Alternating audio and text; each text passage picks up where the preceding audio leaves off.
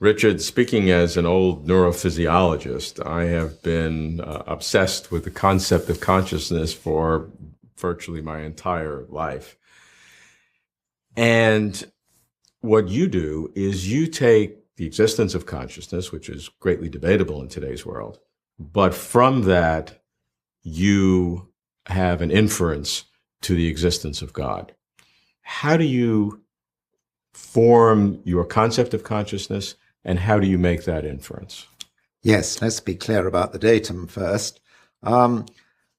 Physics deals with the public world of tables and chairs, which it explains in terms of the unobservable public world of atoms and molecules. But as well as these things in the world, there are thoughts and feelings and purposes and desires and beliefs, and these are the world of consciousness. These are quite different from the goings-on in the brain which cause them. Of course, if I feel pain, it's caused by something happening in my brain, but it's a distinct event from what's happening in my brain. Why do I say that? Well, suppose some creature arrives from Mars looking a bit like us, and it has a central nervous system, so we cut it open and we find in there all sorts of connections between neurons. And so we learn all about its physical nature. But we'd still wonder, does it feel anything? If I stick a needle into it, does it feel anything? And of course, we wouldn't know the answer if it was made slightly differently from us. And that's because it's one thing to say what's happening to the neurons or the electronic connections, and it's quite a different thing to say what they are connected with in the world of consciousness. And mere knowledge of the one doesn't give you knowledge of the other. So there's different things. Caused, of course, largely. Our thoughts and feelings are largely caused by goings-on in the brain, but they are distinct events from them. And the connection is two-way, that is to say, goings-on in the brain cause pains and sometimes thoughts, and my decisions about what to do cause me to do them, which I execute through my limbs. So two-way connections. So there is this whole world of thought, feeling, color, sound, and so on, which is I have privileged access to. It's, to some extent, private to myself. And this is the world of consciousness. Indeed, it's the thing we know about most certainly in the world, that there is this life of consciousness. But yet some people say it's an illusion. That is just crazy. If you say my pain is an illusion, of course it isn't. It's more certain that your pain is there than that the physical world is there, because the physical world might be an illusion and you could still have pains and thoughts and feelings, but you can't be mistaken about whether you do have pains and thoughts and feelings. That's where you start from. That's more certain than anything else. And the next question is, well, are these just sort of properties of my brain, or is there something more to be said about them? I think there is something more to be said about them. That is to say, I think they are properties of me, who are an immaterial thing. The essential me is a soul to whom the purposes, thoughts, feelings, and so on belong, which is in interaction with my body and the primary part of my body, my brain. Why do I say this? Well, let's take a quick thought experiment, which no doubt will be realized one day. Suppose some mad surgeon gets hold of me and cuts open my skull and takes out of it my brain. And my brain is made of two parts, left hemisphere and the right hemisphere. And there's largely some overlap between the two hemispheres, in the sense that each of them are to some extent responsible for quite a lot of my thoughts, feelings, and so on. And there's an overlap between the hemispheres, so that some of my memories are carried by both hemispheres. And so the surgeon takes out my brain, divides it into two, and he's got hold of two other victims, and he's taken their brains out of their skull, and he puts the left hemisphere into one of these victims' empty skulls and the right hemisphere into another of these victims' empty skulls, and he takes some further bits from a clone of me and puts them in the other half of the empty skull of these unfortunate victims and starts them up. Now, they, since they have most of my hemispheres, will each of them think, or think it quite likely, that they are the previous Richard Swinburne. But of course, they can't both be me. On the other hand, there's a good case for supposing that either of them are. And there are at least three possibilities, either that neither of them are me, or that one is and that one isn't, or conversely. But my crucial point is, whatever we knew about the neural goings-on, we wouldn't know which is me. That is to say, whether I have survived this operation is an obvious fact. I mean, either I have or I haven't. But the mere knowledge of what has happened to my brain won't say what has happened to me. And that suggests that me is something other than my brain, because if I am just a matter of my brain and whatever the body is connected with, you'd know the answer if you knew what had happened to the brain. But you don't know the answer. And it's obviously possible that that one is me. It's behaving like me and so on and so on. But it may not be, and so there's a truth, a further truth, and there can only be a further truth if being me is not a matter of the brain.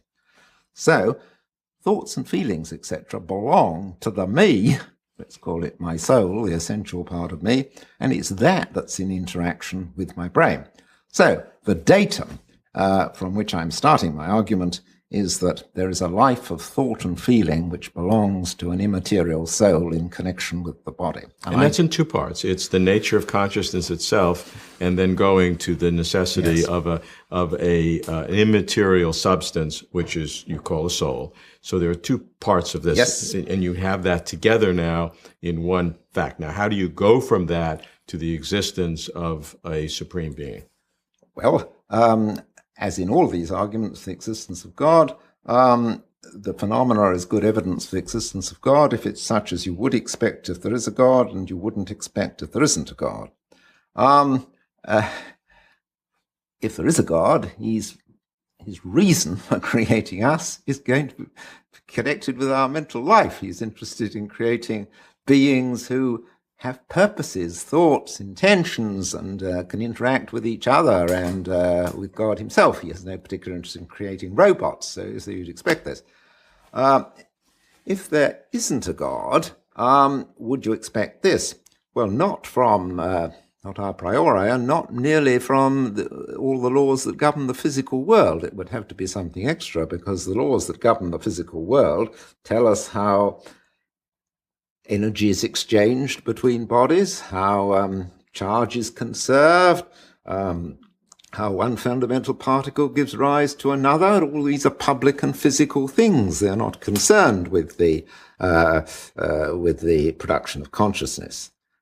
But you may say, why shouldn't the science of the future incorporate these things? Why shouldn't the 22nd century produce a science which incorporates these things? After all, science has gradually extended its scope. Once upon a time, there was a science, for example, of magnetism, and then a science of electricity, and then a science, they combined them into a science of electromagnetism, and then light was brought into the picture. There was once a science of light by itself, and then light was seen as an electromagnetic phenomenon. Why shouldn't the physical sciences extend so as to embrace these things?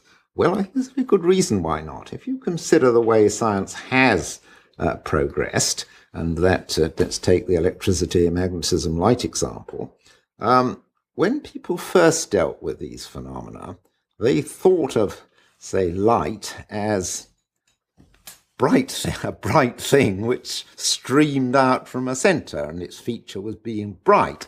And they thought of electricity as something that gave you a tingle if you touched it. That is to say, what philosophers called the secondary qualities, color, sound, feelings, tingles, belong to the things in the physical world.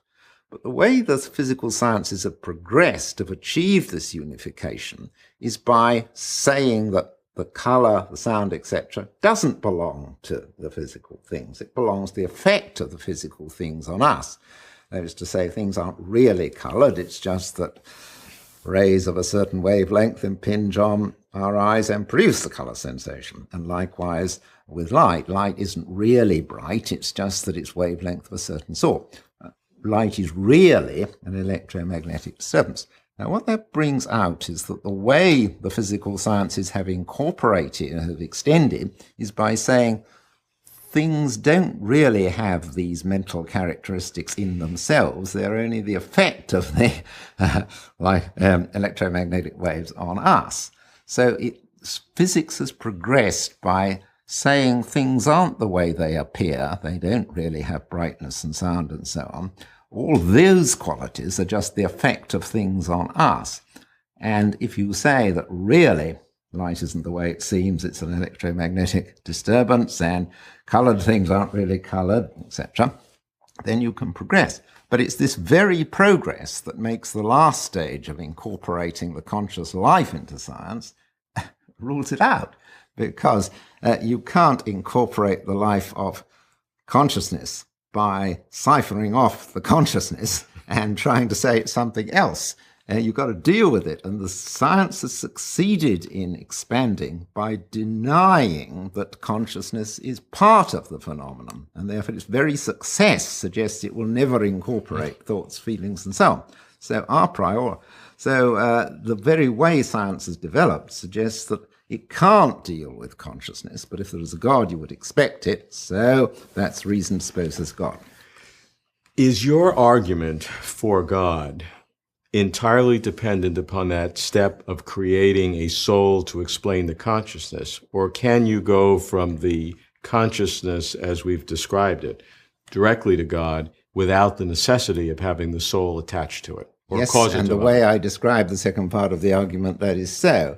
But my reason for bringing in the soul is that just emphasizes yet further how different the world of the mental is, because immaterial things which have feelings and so on are so different from the currency that physics has succeeded in explaining the world by that it makes even more of this difference. So I mention it only to strengthen the argument.